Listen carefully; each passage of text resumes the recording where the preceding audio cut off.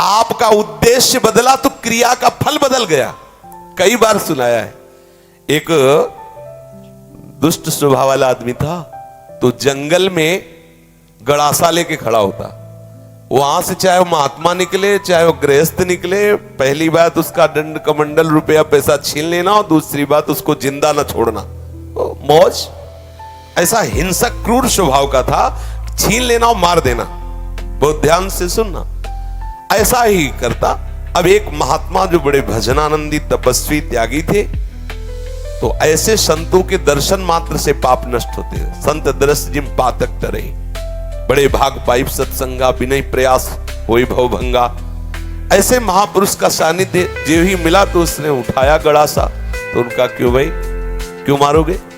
बोले हमारा व्यसन है, मारना हमारा स्वभाव है, हमारी आदत है, हमें नशा है, हम सामान छीन लेते हैं, मारते हैं।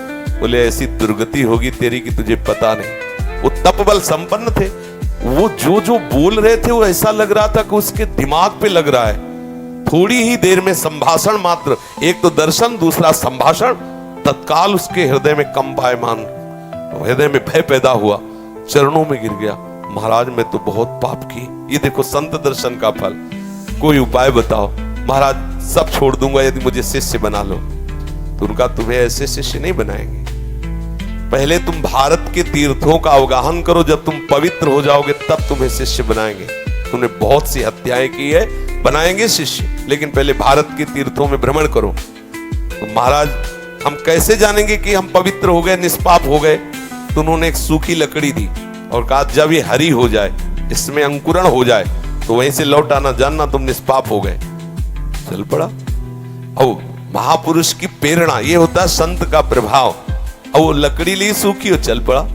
10 किलोमीटर चला होगा तो एक जंगल में एक बहुत बड़ा बट वृक्ष था, बरगद का, बहुत बड़े बड़े पेड़, बरगद के बहुत बड़े, उसकी जड़ से आके शाखाओं से नवीन वृक्ष की रचना, बहुत बड़ा वृक्ष था। उसी के नीचे सोचा रात्रि काट लेते, फिर हम तीर्थ यात्रा में जाएंगे। उसी के नीचे तो 4 बदमाश ऊपर चढ़े हुए थे, चोर, और वो समीप वाले गांव में चारों तरफ से आग लगाने का प्लान बना रहे थे कि तुम दक्षिण की तरफ से आग लगाना, तुम उत्तर की तरफ से आग लगाना, और फिर जो निकलेगा उनको मारेंगे, ऐसा ऐसा। उसने सोचा है इतने पाप किए, हम तीर्थ यात्रा तो जा ही रहे, इन 4 को और मार देते हैं, क्योंकि ये 4 मरेंगे तो पूरा गांव बच जाएगा। और जो तीर्थ ही जा रहे हैं तो जब 50-100 वो मारे तो 2-4 इनमें क्या जाता है। उन्होंने आवाज लगाई, ये सुनो तुम्हारा प्लान ठीक नहीं है। तो देखा कि कोई हमारे प्लान को सुन लिया, तो उनका देखो हम तुम्हारे गुरु हैं इस बात के, जीवन हो गया गड़ासा चलाते हुए, मुझे पता है तुम फंस जाओगे, नीचे उतरो।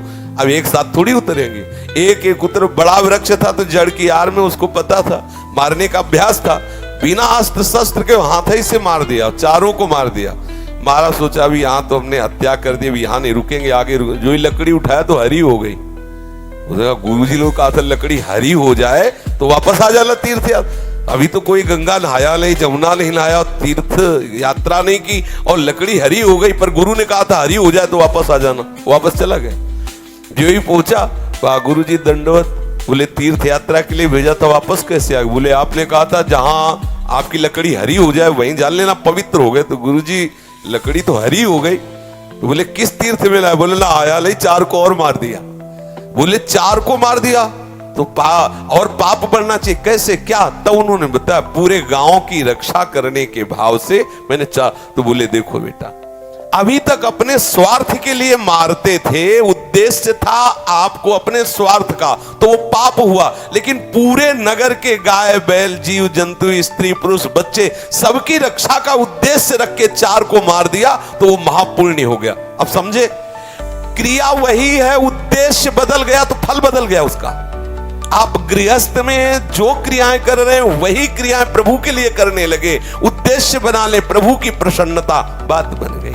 सर्वधर्मान परित्यज्य मामेकं शरणं व्रज। हम त्वाम सर्व पापेभ्यो मोक्षयिष्यामि मा शुचा। तू चिंता मत कर कि धर्म त्याग का पाप लगेगा, मैं तुझे निष्पाप कर दूंगा, लेकिन तू मेरे चरणों का आश्रय ले ले। हर धर्मों की पूर्ति भगवत प्राप्ति से होती है और प्रभु के चरणारविंद का आश्रय लेना परम धर्म है।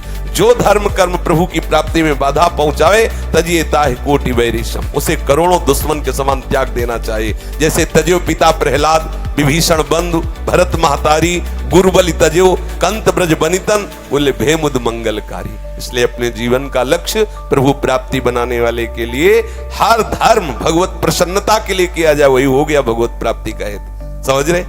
ऐसे कितने महापुरुष देखे गए अपने कुल कर्म को करते हुए भगवत प्राप्त हो गए, क्योंकि वो प्रभु की प्रसन्नता के लिए किया। अभी क्या करते हैं हम? जो भी करते हैं अपने सुख के लिए करते हैं, अपनी राजी के लिए करते हैं, और भक्त प्रभु की राजी के लिए करता। क्रिया वही है, उद्देश्य बदल गया, उसका फल बदल गया। समझ गए आप?